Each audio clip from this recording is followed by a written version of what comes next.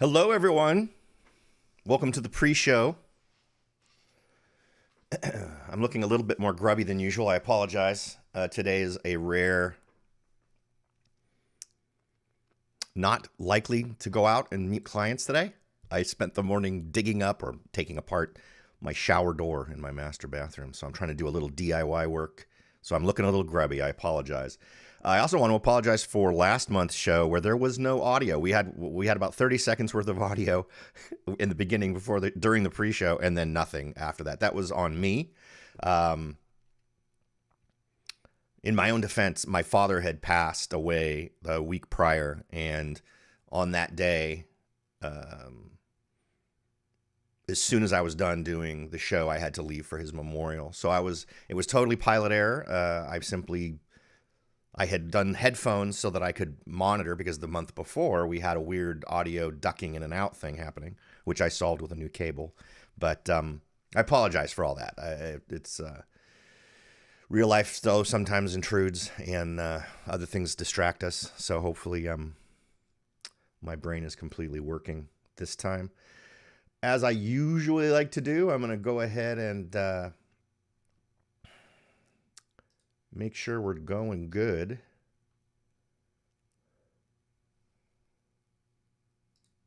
Other things distract us. There we go. So there is the audio. My brain is completely excellent. So we're good on YouTube. I can already see we're good on Facebook. Facebook, we didn't end up streaming to at all last time. Again, pilot error. The audio. Yeah. Yeah. I don't really know what to say about that. It was tough. My dad was an amazing guy, and losing him has been a kind of a mind blower for me. I've been lucky enough to have a couple of really amazing men in my life who were just great examples of how to do things. My grandfather, who obviously passed a while ago, and then my dad, who only recently passed. But so now it's focusing on making sure mom's okay. And what's amazing about that is his last words to me were to take care of my mom. So that's where my energies are these days. Okay, anyway. If you have any questions of a non-real estate nature, if you want to talk about anything, feel free to post them now. We've got about 10 minutes until the show starts officially. And obviously, as you know, the pre-show time is for us to make sure the stream's working, which obviously I didn't do last time. Or didn't do well last time, or to field any questions that you might have. Is there a news item that's poked around that you think might be sort of tangential to real estate, or to just promoting a good and healthy life for yourself? Any of those things I'm happy to chat about and give my 2 cents on it for what it's worth. One interesting thing that I've started doing on X, I try to post good real estate data to X, and there's just so much other noise on that thing. It's just annoying. And as someone who took a critical thinking course in college back in the olden days when dinosaurs roamed the earth, we would review the classic fallacies and categorize them. So I started having a chat with Grok, and I started saying, well, how could we create a thing that would give us a confidence level in terms of just what facts are presented in a post, and then a integrity level, which would be the interpretation of those facts, right? Using those classic critical thinking fallacies as a bullet point method of reviewing that stuff. And I was actually pretty happy with what was produced. And I've started posting that to whenever someone does some post that's like, rah, rah, rah, we hate the Republicans, or rah, rah, rah, we hate the Democrats, or whoever someone's hating, and trying to promote that hate with facts. I've been plugging that in and then posting the Grok reply. It's been pretty awesome. I don't know. If you don't follow me on X, that's perfectly fine. If you don't use X, also perfectly fine. But if you do use X, I don't tend to post junk. I am not someone who is a engagement hog. I don't do and the experts I talk to tell me I'm doing it wrong. Say that I should be pushing for engagement, and I would like to think that engagement comes from just providing value, and hopefully that's true. So if you find it to be true, obviously you can go on to X, find me at Rebel Broker on X. And if you don't like it, or you think I stink, just unfollow, right? That's the magic of the environment. We've got about 10 minutes, 9 minutes, 8 minutes and 58 seconds till the real show starts. So start thinking about what you would like to chat about. No one has joined us yet. Who knows? Maybe everyone after last month's debacle has decided I am no longer worth their time. Because usually we have a couple of folks in during the pre-show, but we don't this time around. Lots of interesting things. We're going to hit on, I've got a few things that I'm strictly doing drive-bys on some of these articles where just the headline was interesting and got me thinking in a certain direction, so we can chat about that after. Because I don't have anything scheduled for this afternoon in terms of home showings or anything like that, we got all the time in the world. So as much time as you would like to spend chatting about different real estate things, I am down for it. Anything that keeps me from having to go back upstairs and clean up after taking apart my shower door, I welcome that. There's it's fun. I've done tons of DIY things. I like to do them so I understand scopes and stuff and try to get an idea of when I'm doing this myself, how much does it cost versus if I have someone else do it, like a handyman or a contractor or something like that. And I'm a pretty handy guy. I've done a lot of woodworking in my life. I've built some furniture. In fact, you can't see it, but I built the armoire that's right. The thing you can't see over there, I built. Because I've always liked it. I like to see results of things that I do. And I get some of that in real estate in terms of seeing a family move into a home. I get a kick out of that. And sometimes it's much more engaging, right? Where I'll work with a client and I'll say, hey, if you buy this place and you do this, this, and this, you've already increased the value of the home, right? Because maybe it's an obsolescence problem. The house was built at a time when certain architectural choices were being made that today aren't very popular, right? So, and I love that. And when my clients totally embrace that and jump in and they go in there with not only the purchase intention, but the intention to remodel afterwards, those are some of my favorite times to just spitball ideas. And I love then meeting up with them months later. I like that stuff. But building a thing, I've got the two main things I've built that are pieces of furniture I'm proud to have in my house are that little cabinet and a bookcase I built upstairs. To the point where, I'm looking forward to willing them to my children. I like the idea that maybe these pieces of furniture will survive for years and my kids and grandkids and great-great-great-great-grandkids will someday go, your great-great-grandfather made that. It's a goofy thing, but I like it. We're just 6 minutes away from kicking things off. I see somebody somewhere is with us. Hello, welcome to the pre-show for the Coffee and Real Estate Live Chat. I don't have coffee again this week. I didn't have coffee this month. Last month I had coffee, but I have a new mug I kind of want to show off that I just got. I bought it off Etsy, and it's amazing. Exceeded expectations. It impressed me so much. I will go to Etsy and make a favorable comment about it because I rarely do that. I only do that if you've very severely done something wrong or very severely done something right. And this is just amazing. So, and then the photos of the thing that this fine artisan sells on Etsy just don't do it justice. So I'll definitely go up there and say something nice. Let's see. We still have a couple of folks who've joined us. Thank you for coming on in. I'm trying to see here what, because one of these is more accurate than the other. Because one is just Facebook and one is like all the other places. There we go. We got a few folks. So feel free to ask a question in the comment. I'll see your comment no matter what platform you're on. Not most of the stuff that gets asked will show up on the screen like right there for everyone to see. But either way, if you ask a question, I'll repeat the question out loud just so that we're addressing it. So, and if it takes me a minute or two to respond, please understand I've got two screens, one with all the data that I'm sharing with you in the news and whatnot, and then all the comments and things are over there.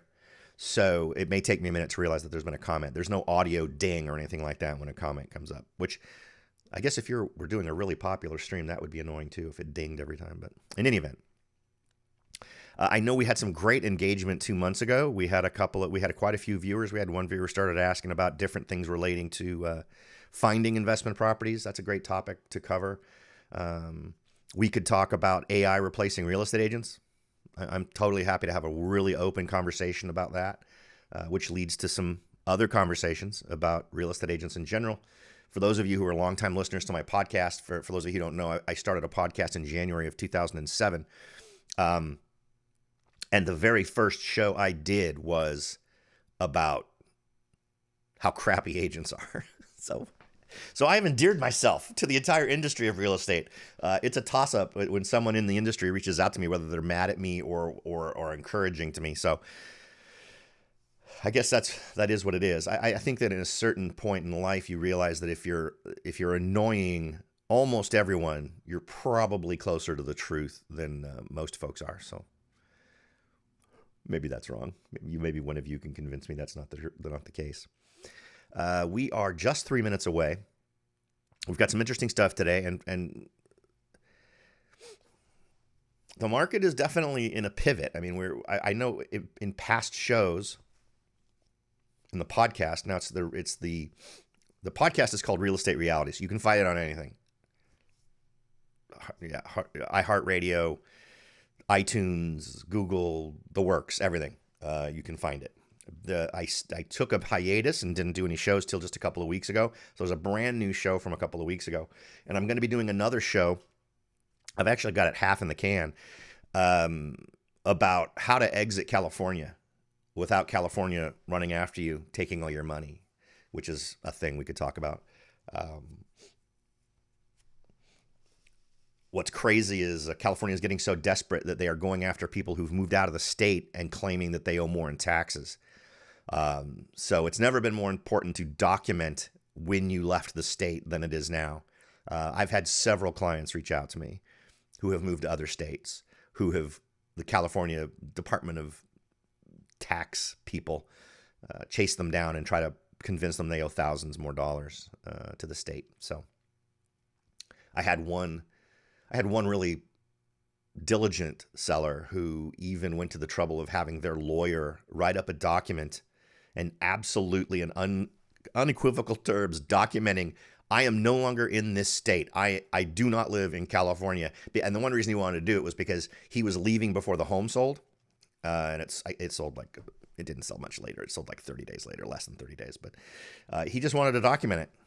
So he had a lawyer. He got it notarized, the whole 9 yards, with including data and bills showing the moving truck taking all of his stuff to Idaho. So that's, and the idea that you have to go to that much trouble, the idea that you have to spend $1,000 in legal fees or whatever you're doing. Obviously you don't. I mean, you can do it yourself, but I think it's an interesting testament to the desperation of the state of California when they're really doing this stuff. They're paying a room full of, or maybe a building full of people to do this stuff. And I'll tell you what, nothing convinces someone that they made the right call to move out of the state of California more than when the state of California comes chasing you with an empty bag telling you to put your money in it. So, all right. Well, we lost somebody. The number's down on the total number of folks in the stream. Now, of course, a lot of people consume the stream after the fact. I like to do a little comment when the show actually starts about that, so I'll save it for then. But we've got about 30 seconds left. Of course, you'll also see snippets. I use a service that chops up things like this from a long form into shorter snippets from the show, so you'll see those coming out in YouTube, I think on X. I think it goes to Facebook too. There's quite a few. I think it goes to Instagram as well. So feel free to check me out there. I believe I'm just Rebel Broker on Instagram as well. So you can find me on all the things. All right. Hello, everyone, and welcome. It is 10 a.m. on the third Saturday of the month, and that means another edition of Coffee and Real Estate live chat. So here we are. My name is Robert Whitelaw. I'm a licensed real estate broker right here in Silicon Valley. I have been since 1988. Well, I've been a real estate agent. I became a broker in the early 2000s. But the bottom line is I've been helping people buy, sell, and invest in real estate for a very long time. And I like to share what I know. I like to give an insider's perspective and share honestly and openly and transparently any data that comes across my desk that I think will help you make better decisions in real estate or help you just understand what's going on with the market. Some people don't want to move, but they love knowing what's going on in their market. So that's what I'm here for. Now, you can reach me at soldbyrobert.com. There's obviously going to be tons of links and whatnot for you to use some of the tools that I have for my homeowners. I got great tools there. We'll talk about those later in the show. But for right now, let's go ahead and jump in and talk about the latest numbers about our local market. Let's see here.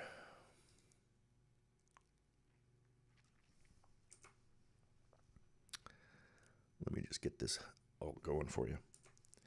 Now, I did during the pre-show, but I wanted to apologize to everyone for the snafu last month. That was all on me.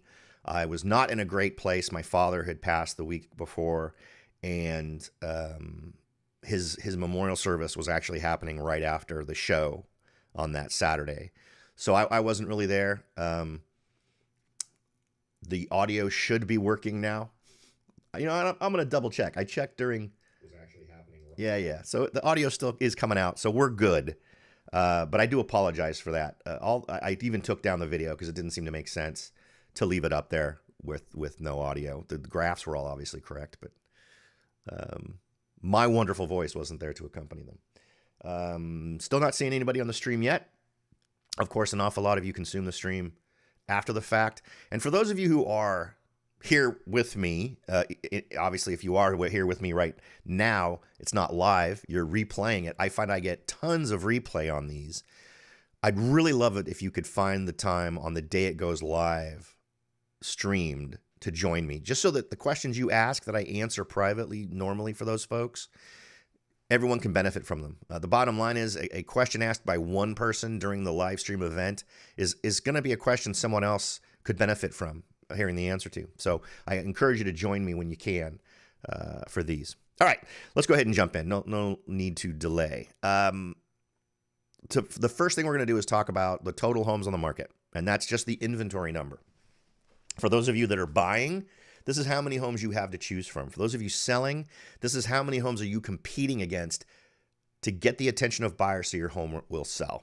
And we're going to start off with the Santa Clara County numbers, where overall inventory is up 21% from the same time last year. And that's what we're covering right now. Year-to-year comparisons. That way we're eliminating any seasonal influences, right? Because wintertime is very different from springtime. So it doesn't make sense to do sort of, unless you're looking for trends, which we do later in the show, there's no reason to say, oh, well, wow, numbers were so much different in December compared to February. Well, yeah, duh, right? That's because there's huge seasonal differences there. I see we just had someone join the stream. Feel free to ask any questions in the comments, and I will be happy to try to come up with an answer for you, or at least explore the topic in a way that might help you out. Anyway, so 21% jump in the total number of homes on the market in Santa Clara County overall. We had 1,440 last year, and we had 1,739 in February of this year in 2026. In San Jose, we saw a 31% jump. 653 homes last year in February of 2025, and then in February of 2026, we saw 858. Morgan Hill, the number was actually down 1%. Because of the sample size, though, call that a wash. It's a relatively small number of homes and transactions and whatnot happening in Morgan Hill. So 69 last year, 68 this year. We can just call it a wash. We're basically on par with what was happening last year. Gilroy up 14%, 76 homes last year in February of 2025, and then in 2026 we saw 87 homes. In terms of, well, we'll cover that number later. But this is where the inventory numbers hit. In general, this indicates to us that buyers are getting more into a position of power because there's simply more and more homes being available to purchase. So there's more competition between sellers. Next, let's talk about new listings. These are homes that were listed in the month of February compared to the same time last year. So this is sellers who decided to sell their home.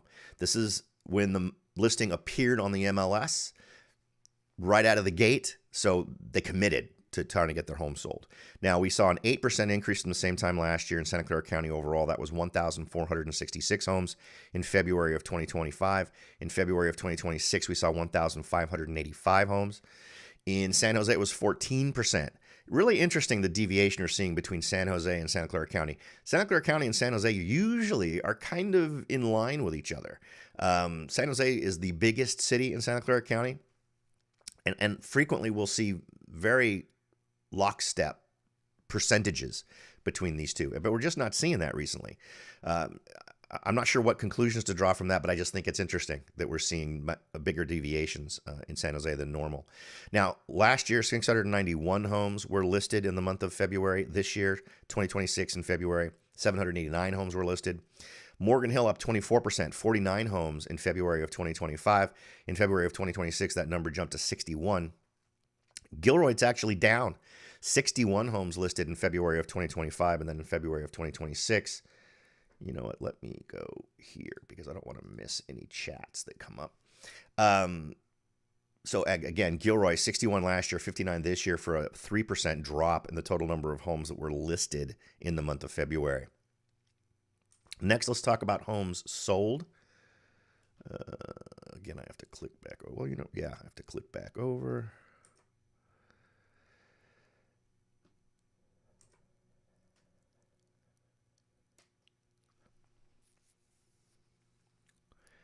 So this is total number of homes sold. And we can see that in Santa Clara County, we've got overall a 9% increase. 703 homes sold in February of 2025. 769 homes sold in February of 2026. San Jose, it actually declined. 377 homes sold last year. 373 homes sold this year in February of 2026. Morgan Hill's up 23%, 30 homes sold in February of 2025 versus 37 homes in February of 2026. Overall, as I think I said, a 23% increase. Gilroy, 25% increase. 20 homes sold last year, 25 homes sold this year in February of 2026. And if we do the math in our heads, if we figure, all right, if we listed this many and we sold this many, did we add or subtract homes to the overall inventory, to the overall available number of homes? And in Santa Clara County overall, we listed 1,585, but only sold 769. And there are times when we sell more than we listed in a certain month. We had that happen for several years in a row a few years back. Not happening now. That means we added 816 homes total to the available inventory overall in Santa Clara County. In San Jose, we added 416 homes. In Morgan Hill, we added 24 homes. And in Gilroy, we added 34 homes. So across the board, net increases in inventory. What we're seeing is sales not even coming close to the number of homes that are being listed. And that just causes a deepening increase in the total number of homes available for sale. Next, let's talk about months of inventory. Months of inventory sometimes is an evasive concept for some folks. So let me just try to make it clear. If we locked the numbers in that happened in February in terms of the total number of homes that sold versus the inventory, if those numbers just froze at those levels, how many months would it take before we had no more inventory left, right? For reference, nationally, different people will give you a different point at which we have a balanced market. By and large, though, 4 to 4.5, 5 months, 4.5 months, I think, is reasonable for what you would consider a balanced number. Anything below that 4.5 is considered a seller's market. Anything above that is considered a buyer's market.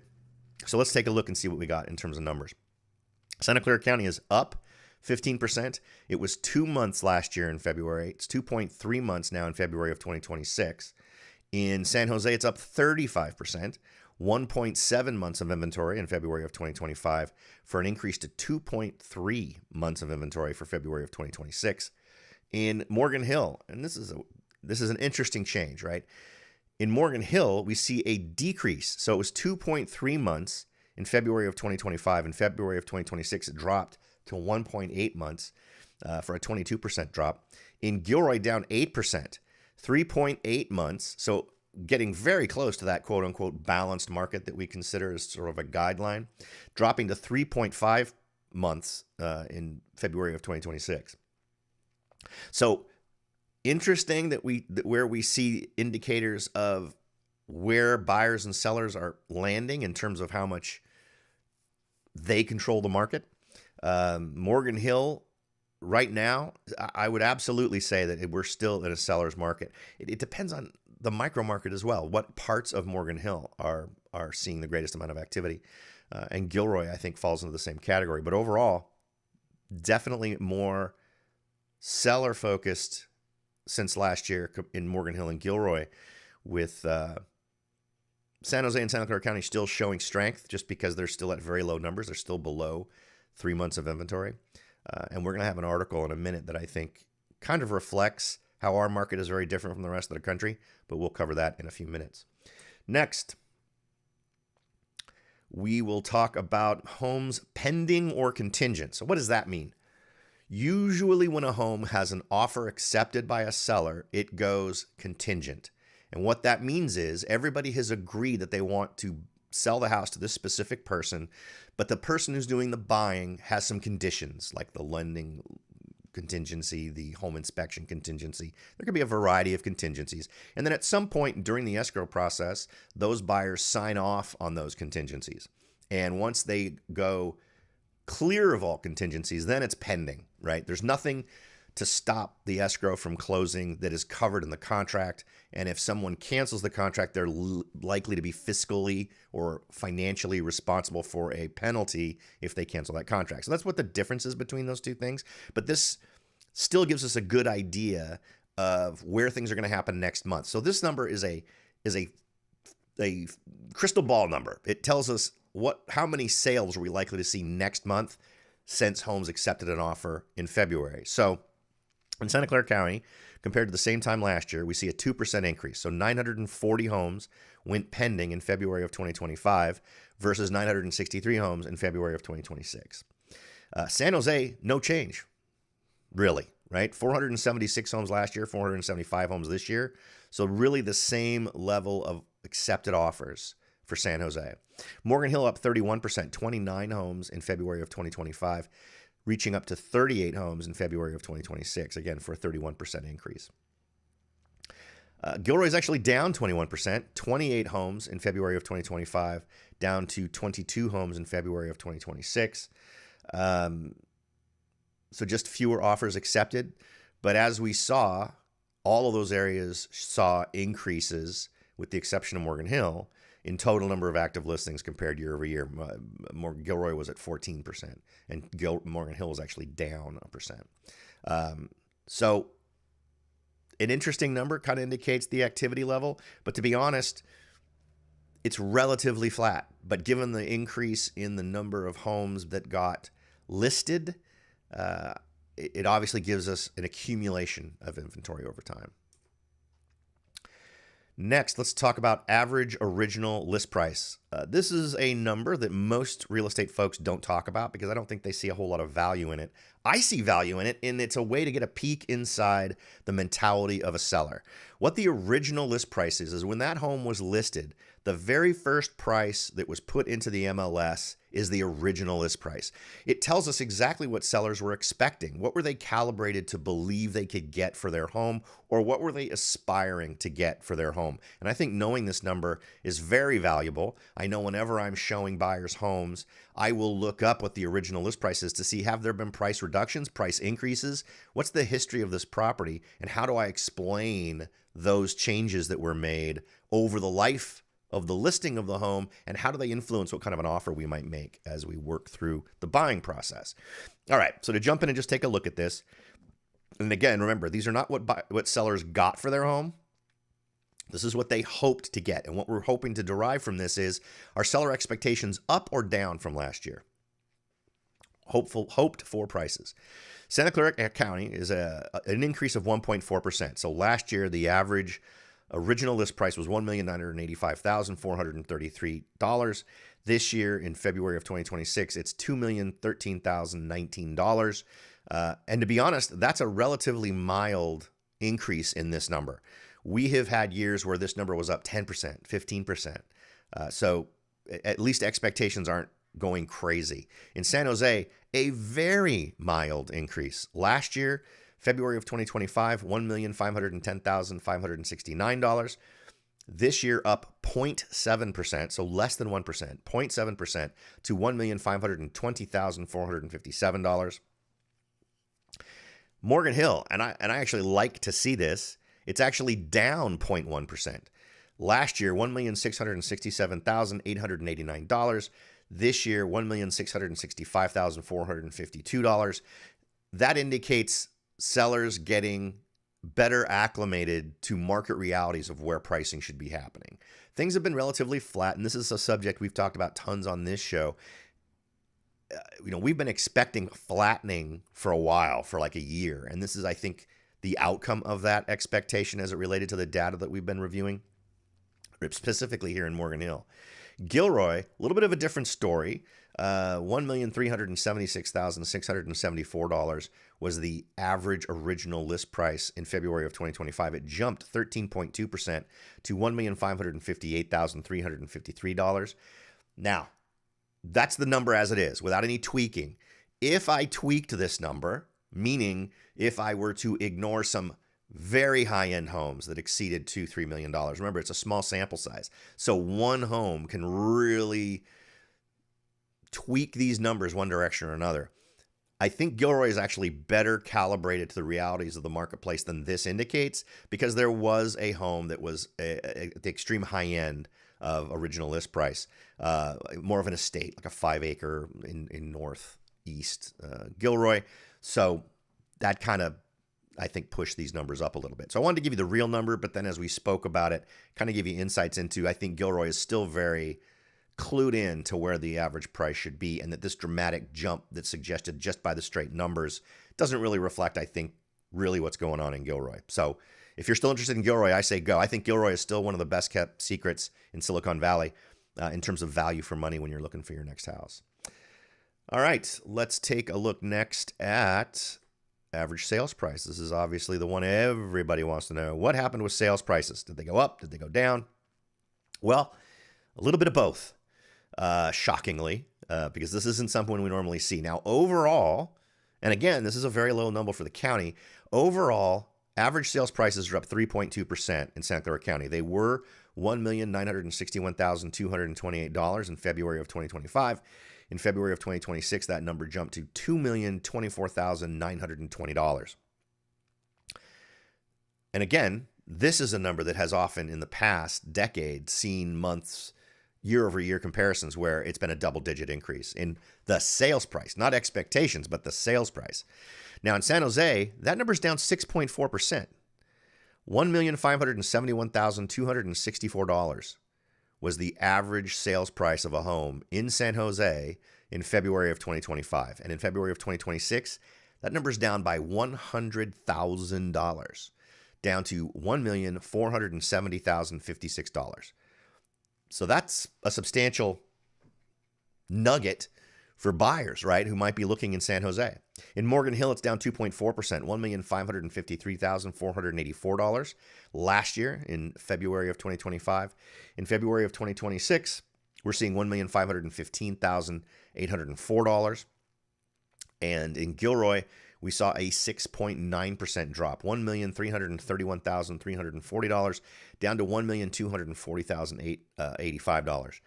So what can we divine from this, right? Well, one reason why Morgan Hill has been popular is because San Jose has tended to be more expensive. That's not happening in February of 2026. Now, Morgan Hill is attractive for other reasons, right? You're going to tend to get more house for your money. You're going to I personally think Morgan Hill has a decompression factor. If you're someone who works up in Silicon Valley, maybe up in Sunnyvale, San Jose, Mountain View, wherever, Santa Clara, wherever that might be, the crush of the urban setting just dissolves once you start heading south on the 101 to Morgan Hill. We've got more room here. We tend to have more elbow room. It's not super crowded. Morgan Hill's a great community, so I think it still has an attractiveness level there. But the bottom line is the financial benefits of moving to Morgan Hill don't exist right now. So what does that equal in terms of amount of activity? Does it draw more buyers up to San Jose? I think there's a reasonable argument to be made that it would. So we'll be interested to see, now that these things are really on par with each other, or maybe even seeing San Jose as a little bit more of an advantage. It'll be interesting to see if that affects Morgan Hill sales moving forward. Okay, next, let's talk about percent over or under asking price. This one gives us an idea of how much competition there is for buyers when buying a home. If the number is at 100%, that means that the seller got their asking price exactly. If it's above, that means they got above asking price. So in the case of Santa Clara County, we can see that last year in February of 2025, sellers were getting 107.4% of their asking price, or 7.4% above asking price. Again, this is another number that's been crazy in the past, where we've seen 10, 15, in some cases 20% above asking price on homes that sell, but it's down a net 2.9% to 104.5. But that's still above asking price. And this is not original list price. This is based on what the price was when the home sold. So this is a way to get a little bit of an insight into the buyer. The buyer was faced with a certain price when they looked at a home. They maybe got an idea of how much competition there was for the home in terms of people who were viewing it. And they ended up making an offer, in this case in Santa Clara County overall, that was 4.5% over asking price, right? So that's why we want to look at this, not just because it's interesting to see if it's a competitive market, because what does this tell us? Well, if you're paying over asking price, the odds are that means there were multiple offers on that property, right? You don't offer 4 or 5% above asking price if the thing's been on the market for 40 days and nobody's made any offers, right? So that's what this tells us. And it tells us that buyers were willing to go to this point to try to secure that property. In San Jose, it's down 3.1%, is 107% of asking price in February of 2025, down to 103.9%. So 3.9% above asking price was the average sale in San Jose in February of 2026. I see we've got a new person in the stream. If you want to ask any questions, feel free to do it in the chat. Happy to try to address that for you when we finish with the numbers. Morgan Hill's down 0.5%, 101.6 in February of 2025, 101.1 in February of 2026. So right around asking price is what Morgan Hill is seeing, just a little over 1% above asking price on average. Now, of course, that doesn't mean every home is selling for 1.1% over asking price. It means some are selling probably at 99%, 98%. Some are selling at 102, 103. So it's a mix, but on average, this is the number, which means overall, we're still seeing properties that are selling with multiple offers, but not as much in Morgan Hill as we're seeing in the county or San Jose. In Gilroy, it's down 2.3%, which is interesting because it brings it just about down to 100%, meaning that while a year ago in February of 2025, home sellers in Gilroy were getting about 2.5% over asking price on average, this year in February of 2026, they're only getting 0.2% above asking price. And given the sample size, I'd call that a wash. On average, homes in Gilroy are selling for asking price.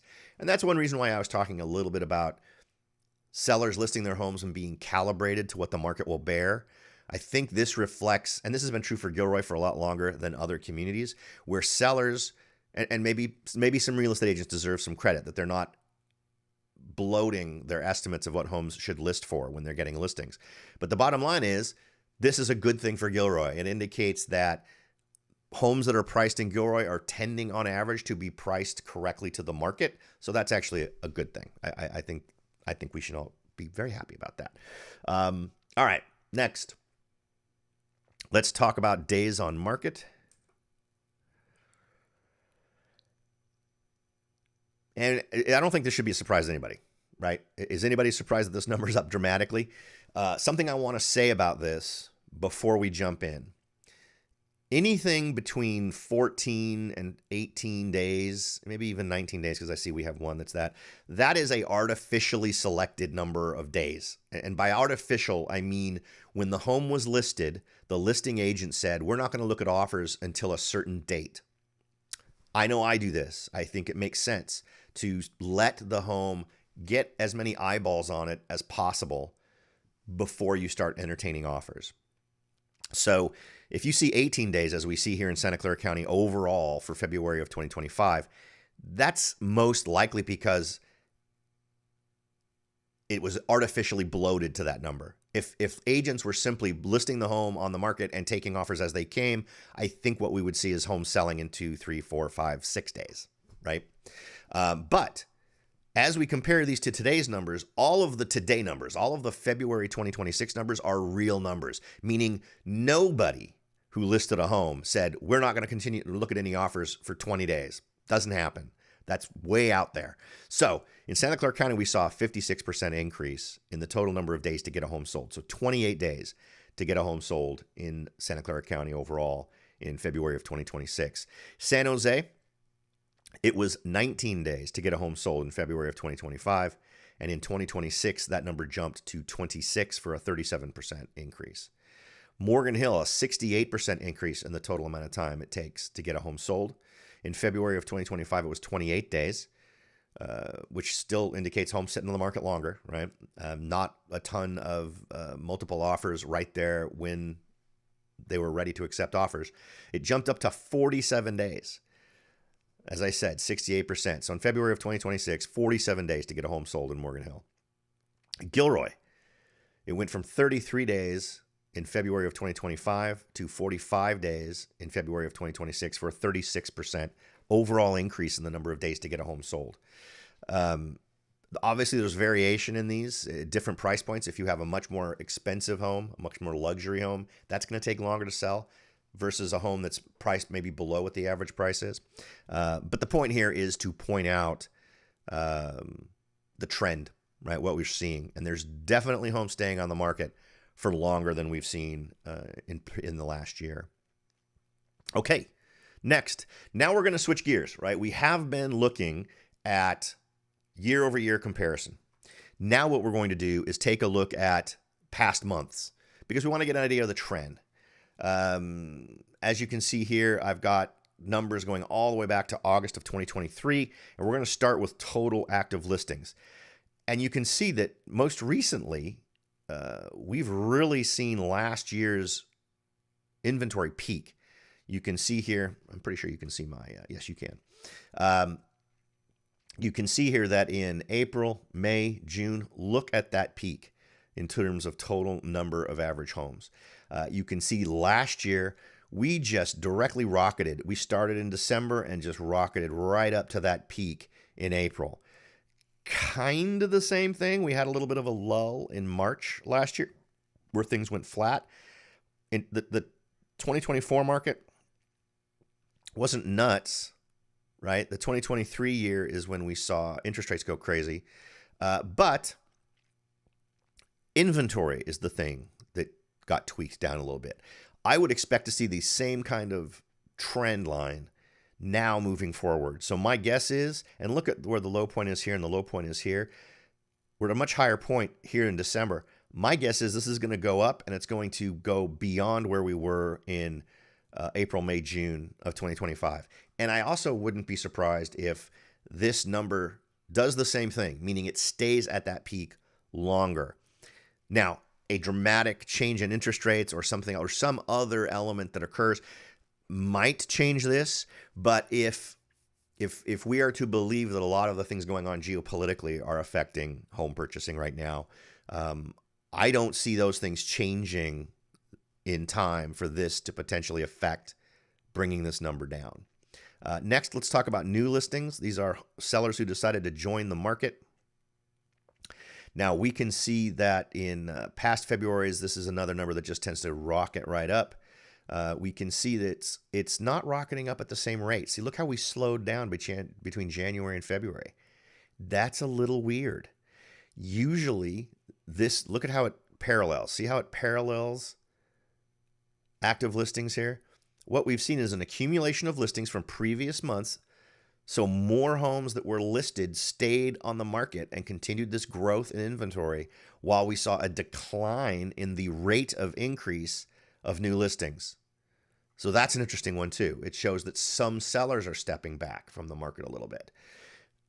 What do I expect from this number? Well, I would expect it to rise, but I don't think it'll rise to the same level we saw in 2025. We saw our peak of new listings in April.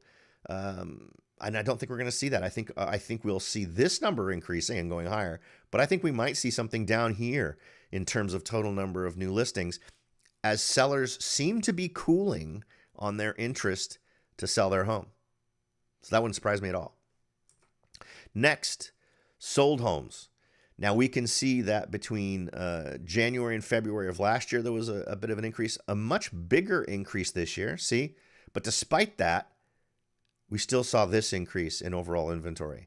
So there was an increase where we probably saw a sell-off of some homes that have been on the market for a while, and I think that's a logical conclusion given the number of days on market that we saw. But I'm not sure this trend is going to continue. I'm not sure we'll reach the peaks we did last year, which would mean a greater accumulation of inventory, which might spell good things for buyers in our local markets. Next, let's look at pending. We can see pending really took a nice jump. It took a jump we would expect between January and February. You can see here it is in January and February there, January and February there, January and February there. So this is something that happens, right? And again, it's a leading indicator of where sales will go. So clearly what we should expect is for this number, for the whole homes sold number to rise to about this point next month, as these pendings will tend to close within 30 days. But I'm not sure that we'll see this being as robust, right? So notice that in March is when it tended to peak last year with a little bit of a bump then in May. So it wouldn't surprise me if we see something. I'm just not anticipating that we'll see it go up as much in March of 2026 as we saw in March of 2025. We'll see. Maybe right in the same ballpark, but that is a pretty good jump, a pretty steady rise in the trend for total number of homes that are pending. And again, of course, home sales, actually, the trend is even more aggressive than pending. But again, I don't think we'll see this be the precursor to a really big jump in any of these numbers. Okay. Next, let's talk about Santa Clara County list versus sales price. I always like throwing this number out there just because I think it's a, whoops, I thought I did push that too many times. Hold on. Sorry, I pushed the button one too many times.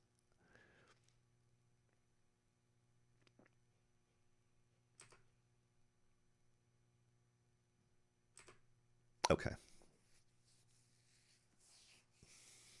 Is it going to draw? There we go. Okay. So this is a fun one just to get an idea of seller expectations versus where the numbers actually went, right?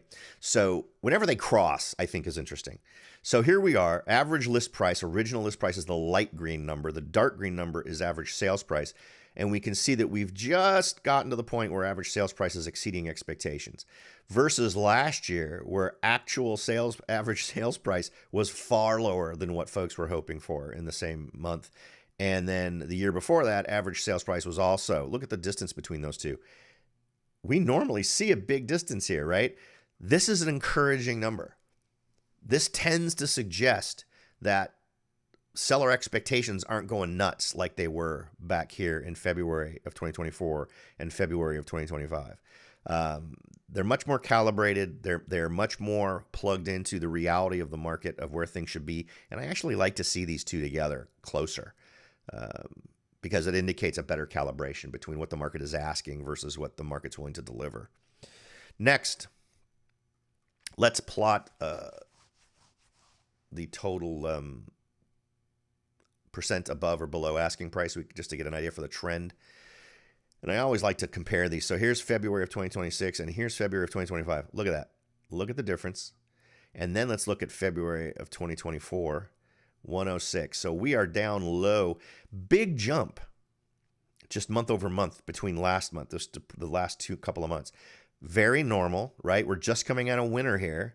This January number actually reflects offers that were accepted in December, right? Because it takes 30 days for an escrow to close. So this represents people paying just a little bit more in December, and then this number gets reported in the following month when escrow closes, right? So that's why some of these numbers are so interesting, because they're such great leading indicators of things. But the trend is down, right? It's pretty clear that sellers are able to demand less in this time frame than previously. So we'll see how that goes moving forward. What we should expect, because check this out, 2024 was a kind of weird year, but February of 2025, we saw our peak in February, and it went down from there. Given where our market is now, I wouldn't surprise me if we see a repeat of that in 2026. So this may be the highest point we get in terms of amount over or under asking price this year. We'll see, but it wouldn't surprise me. It wouldn't surprise me if next month we see it at about the same level, not a big drop as we saw last year, but maybe right around 103 point something in March, with a decline from there. Next, let's hit days on market. And again, I think surprising no one, these numbers just show a general trend upward, where we see January is where we tend to peak. And the reason we peak isn't because the market is bad, it's because the market is good. That means that in December, and in January, to some degree or another, more homes sold that have been on the market longer. So that means more buyers came out, to the point where older homes, not older homes, but longer listed homes were starting to sell. Whenever the market kicks back up and buyers come out and start buying more, you see this number go up, because the days on market number reflects homes that closed, homes that sold, and how long were they on the market before they sold. That's what this number represents. So the only time it gets counted is when it sells. An interesting number, and I think I actually mentioned this last time where none of you could hear because the audio wasn't working. I should start reporting the age of the existing inventory. What's the average days on market for the existing inventory? I'm going to make a note of that. I think that'd be a good one for next time. But anyway, so I don't think, what's the trend we're likely to see? Well, we always see this drop, and then we see it sort of go down a little bit more, flatten, and then go up. I expect that to be the same. I expect it to go down a little bit, but not as much as previously from March. About the same in April, and then start to see it rise again. So, but with all of us overall setting records for the last couple of years in terms of how many days on market it takes to get something sold. Next, I want to talk about homes that have reduced prices in February of 2026. So this gets us a little bit plugged in to what sellers are agreeing to do to try to encourage a sale. So in Santa Clara County, last month, not last year, but in January, we saw 12% of overall homes that were on the market had a price reduction or reduced their price. This month, which is February of 2026, we saw a 16% reflection in total number of homes that had a price reduction, which is a 41% increase from the same time last year. So sellers having to lower their price 16% of the time to try and draw in those buyers. San Jose, it was 13% in January of 2026, 16% in February of 2026, for a 30% increase from the same time the previous year. Morgan Hill, 16% in January, 10% in February of 2026, for a 40% increase. But look at how low that number is. It's only 10% of homes. So not horrible. That's not bad.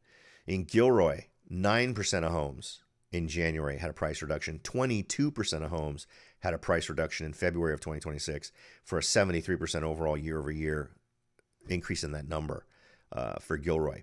And this just reflects people realizing as we head into this new market for the year of 2026, we need to be priced to sell, and they're taking that action in February in a lot of cases. What I think we'll see is, if we get the accumulation of inventory that we expect to see this year, it wouldn't surprise me if once we get to May, we start to see bigger numbers here in terms of the total number of homes that get dropped. Because remember, real estate's agents, when they come in and give you the big pitch on, when to sell your home, why you should work with me, all that kind of stuff. One of the things they'll say is, hey, you want to be in the market in June because that's when you get the highest return. Well, that's not true. If you list your home in June, you missed it. June means that the home closed, right? Because that's how the data works. So you want to have your home listed early May or late April, so that you get that offer that then closes in June and reflects the time when folks who are selling their home tend to get the highest price for their home. right? Still a lot of agents who don't get that, who push for folks to list their home in June, and it doesn't make any sense. But that's another story. All right, so I think that is it for the numbers. If anyone has any questions, I'm just looking at the numbers here. It looks like we had a few people a minute ago, and now we've got nobody, or at least I don't see anybody. But if you are out there and you're listening, feel free to ask a question. I am happy to. In fact, I just realized I am not looking at the chat for the other streaming stuff. Okay, I don't see anything there. All right. Take a minute, reflect on the numbers that we've talked about. I am happy to cover anything you want to chat about. I see, okay, now I see I've got another person here in the stream. I'm not sure where you're from. I don't know which platform you're from, but I'm seeing you there. Welcome to the stream. Feel free to ask any questions you might have in chat. I'd be happy to try to address them for you and hopefully provide a little clarity and give you some good insights into what your situation is and what might makes things better for you. But if we don't have anything right now, I'm going to go ahead and jump into the sort of looking at the articles part of today. I'm going to put my face in the there you go. All right, so we're going to start off with the shameless plug of myself. This is my website, soldbyrobert.com. I think it hosts one of the best tools available for homeowners to get great information on their home. Now, when I look at my technology that I offer my clients, I do a review every year, and I just finished my review in January of this year, and I didn't change this. For those of you who've been working with me for a while, you know that frequently I will change this thing every freaking year because there's better technology. These guys have been great for several years now, and the reason why they're great is you can enter an address, and it'll give you the estimated value of that home. No email required. It just spits out the number and tells you what you want to know. I love that, right? But if you want more details, this is what you can do. You can get the data on your home and move away and never have to talk to me again. But if you want to provide your email address, you'll get monthly updates on that number. Plus, so you get the value estimator, you get a home equity tool, and you can customize this to figure out what your home equity situation is. Home purchase options, how to leverage the equity of your home. Refinance calculator. This one is great. It's red or it's green. If you tell it about your loan and it's out there checking real loan numbers all the time, if it makes sense for you to refinance, those numbers will turn green and it'll say, here, talk to this guy. And I've connected this with a local lender right here in Morgan Hill who can help you with real numbers on potentially refinancing your home and making things better in terms of cash flow for you every month. Then there's the mortgage summary, where your mortgage is, how much has gone towards the mortgage, how much has gone towards principal, all those wonderful things. Other important options, thinking of selling, this will give you 3 signals that it might be a good time to sell, how much purchasing power you might have for a new home, and how much you could use for equity for other stuff if you find yourself in the need of some cash flow. Net worth of home gives you a quick breakdown, how much you might have. If you were to sell, how much equity could you walk away with? And the home renting tool. This one's great. You could figure out how much average per night would I charge, whether it's a short-term rental or a long-term rental. You could do monthly revenue, nightly rates, number of nights, etc. This is a great tool, just great stuff to do. And this is things that I suggest every homeowner do once a year. You can forget that because this does it for you every month and gives you the freedom to review what's going on and figure out what you might want to do with your home, even if you want to do nothing. If you just want to know what the home's worth each month or what the estimate is, this is going to be the tool that's going to do it for you. All right, so that's it for personal plug. Feel free to visit soldbyrobert.com for access to that tool, absolutely free. All right. First, let's talk about mortgages. Now, what I've done is I've put in Morgan Hill. I've put in the average price of $1.5 million, assuming you've got $300,000 to put down. We're looking at 30-year fixed, assuming excellent credit, single-family home. Couple of things to comment here. Lowest monthly payment is a 6.375% mortgage rate. Look at that. No fees. Can anyone remember when we were looking at these numbers before and we were seeing fees of like $20,000, $30,000 for the lowest rate? Just crazy stuff.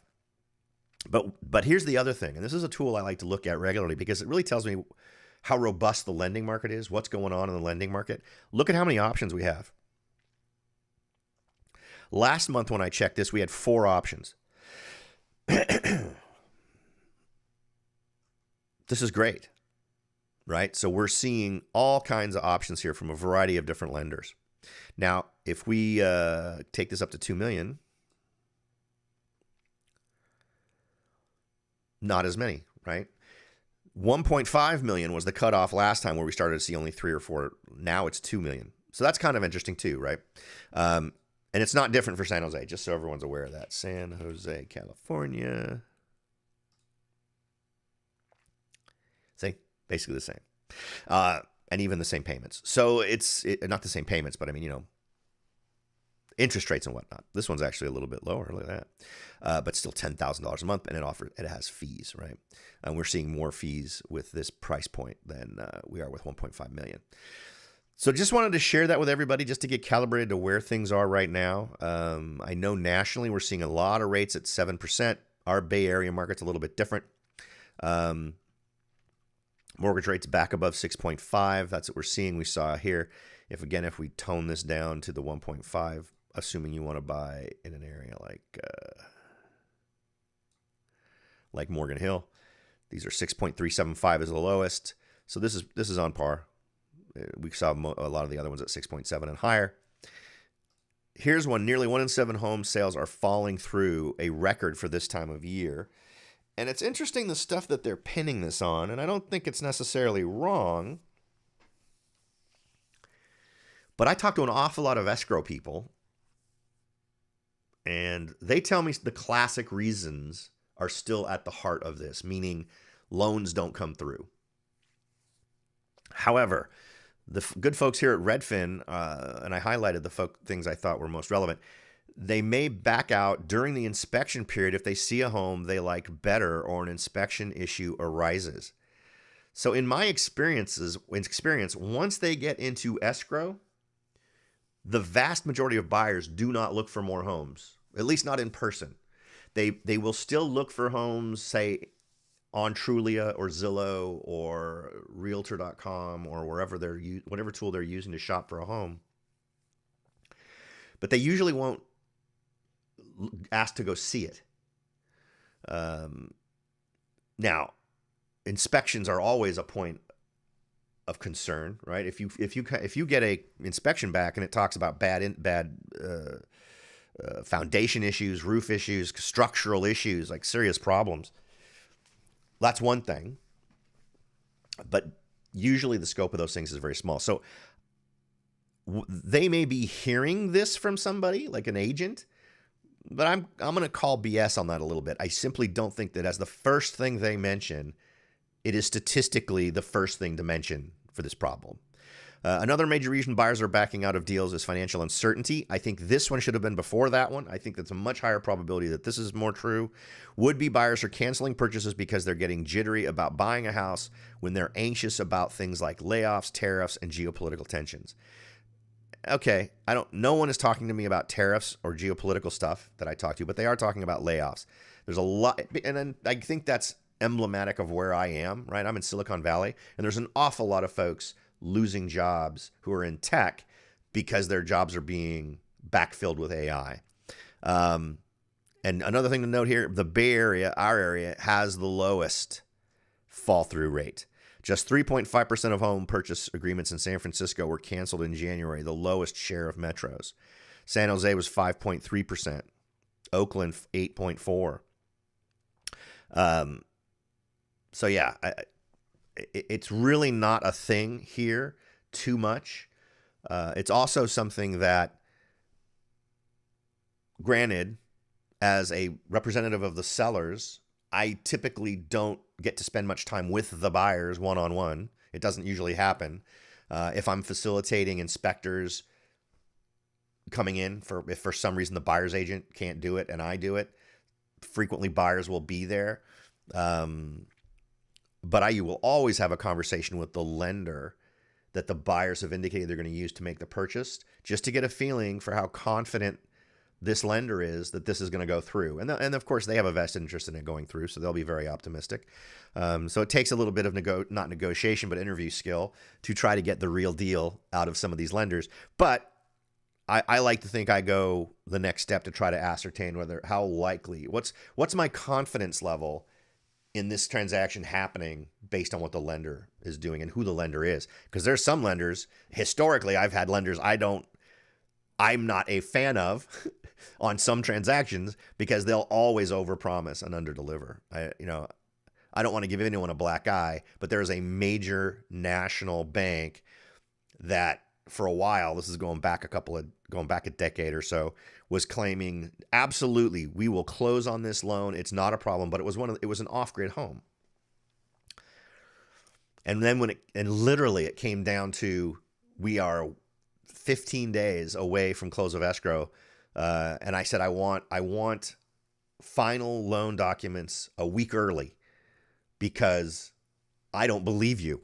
And sure enough, their underwriter came back and said, "Oh, we can't lend on this. It's not connected to the grid. There's no way we're lending on this." So luckily for me, I had already in parallel been talking to another lender who I knew lended on these kinds of properties, and I gave those to the buyers, and I said, "Hey, this is likely going to happen." So I gave that to the other agent. I gave it to those folks. Sure enough, they were able to underwrite it, and that I shouldn't have had to do that, right? The buyer's agent should have been doing that, but I saw it coming, and I told them, "This loan will fail. This will not go through. I've worked with these guys before. It's not going to happen. Here's somebody you need to talk to." So anyway, we got them approved. It only delayed escrow, I think, by 8 days. So it was a really fast close for the bank. They did a great job. Anyway, okay, so that's what's going on here. And again, Bay Area doesn't need to worry about it. We have the lowest in the country. New home sales plunge. And this is an interesting one for a variety of reasons, because you want to look at why are new home sales plunging?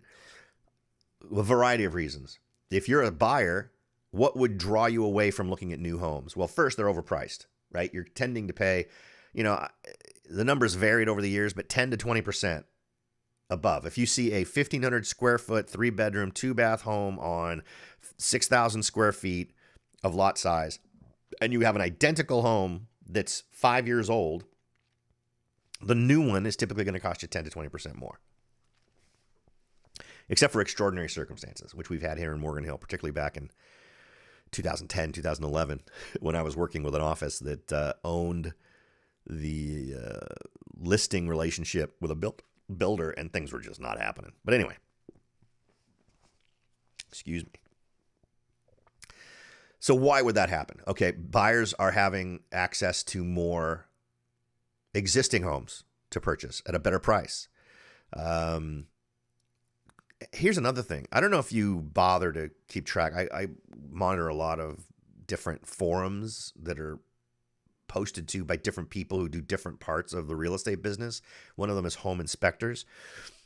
And there has been a whole lot of stuff posted about the quality of homes over the last 5 years. Home inspectors finding just code violations. Not just, hey, this seems like an issue. This is a straight up code violation that represents a risk to the survival of the property. And there's been a lot more of that. So I think the quality of construction on new homes in many cases is not what home buyers are looking for. I've got here's an example I can give. So I've represented quite a few buyers buying new homes, right? If the new home builder is cooperating with agents, then they just simply tell them I have an agent. And so here's a takeaway. If you're buying brand new construction, you get a home inspection on that thing. And I don't mean the inspector they suggest. You find the most brutal home inspector you can in that market to do an inspection on that home. And they will find something. Every time I have done this, where I have suggested that a buyer who's buying a brand new home that's never been lived in do an inspection, we have found something. I had a client who bought in San Jose where there was a drainage issue. The inspector found a grading problem, and he says, hey, when it rains here, this place is going to get flooded, not up into the home, but the whole yard is going to get flooded, right? Was that true? Absolutely. And as a condition of the escrow closing, we made them fix it. Now, what many folks are finding today is these brand new homes that they've purchased where they didn't get an inspection, they're finding these issues, reporting them back to the builder, and the builder's not doing anything. It's all in spec, they say. So absolutely, if you're looking at buying a brand new home, get a home inspection. It will be the best insurance policy you could possibly get for that process, right? Okay. Next, flipping home profits plunged to lowest levels since the Great Recession. Why? This is one that annoys the heck out of me. So and I don't care what they say, and I don't care what Realtor.com has to say. Be honest, this is the one where the headline just got me. Here's why: the vast majority of flipping investors rely on market momentum for them to make money. Meaning, buy a home, do very little, hold it for a month or two, and try to sell it for $50,000 over what you paid for it. Well, you could do that when a market was constantly on an upward trajectory, but now that things are flat or down in many markets, they're not making as much because they're not actually improving the property. A new coat of paint does not do it. I was talking about earlier, I think it was during the pre-show, there's different types of obsolescence, right? And obsolescence simply means it becomes less desirable. It's an obsolete thing. It's not functional anymore. And you'll find that in all kinds of ways, very subtle ways, like little alcoves built into a wall to accommodate a wired phone that's connected to the wall, to homes that have a maze you have to go through to get to every room. There's different things, right? Maybe it's a wiring system that's just completely out of date. The point is, real investors that I've actually worked with some of these folks who rely on market momentum. Forgive me. But the folks who really contribute to improving the real estate market are the investors who go in there, they look at what's there, they tear out the stuff that's bad, and they put in good stuff. And I think those represent 10 to 20% of flippers out there. So that the extra value is added through what the investor does to it, not by the momentum of the market, right? So the problem is you've had some folks who were able to make some very easy money by just buying it, hold it for a couple of months, and then selling it. It used to be I had people who would buy a property and do nothing to it, right? This is when things were absolutely nuts. They would buy it, they'd get into escrow, they would find a new buyer, and literally on the same day, they'd close escrow on buying it and close escrow on selling it and walk away with, say, a $20,000 or $30,000 check, right? That's how crazy things were going at that point. So, but that's not happening right now. That is not the market we live in. So what you have here is, I think this is a good thing. Let's get the people who are doing flipping, who do this cheesy market momentum method out. And let's get people who really want to improve properties and make them super desirable through the changes they make. Let's get those folks getting a hold of these deals instead of these flaky folks. I mean, not flaky. I mean, hey, it was a way to make money and they did it, but now they're getting stung. And that's kind of the way it is. Next, weekly housing trends, U.S. market update, week ending March 14th. I always like to look at these just to sort of compare them to what we saw in our local markets. So year to date, median list price down 1.8.